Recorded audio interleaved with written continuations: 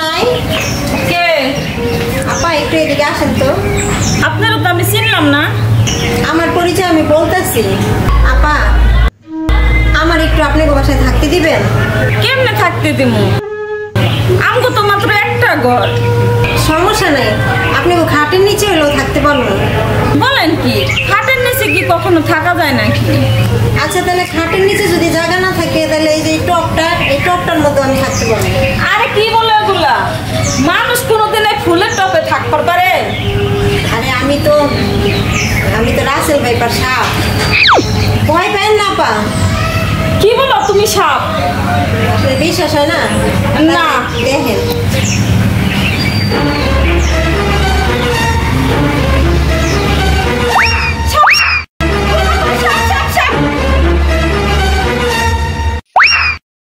ডরাইও না, আমি তোমার কোনো ক্ষতি করুন না।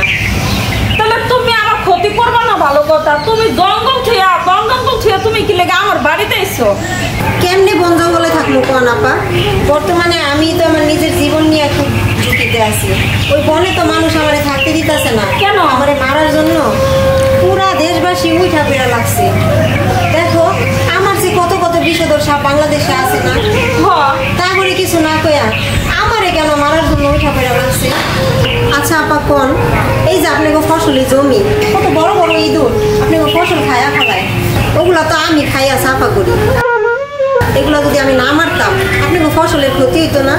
তাহলে কোন এটা আপনাকে উপকারে আসে না? হ্যাঁ, এটাও তো আমার উপকারে আসে।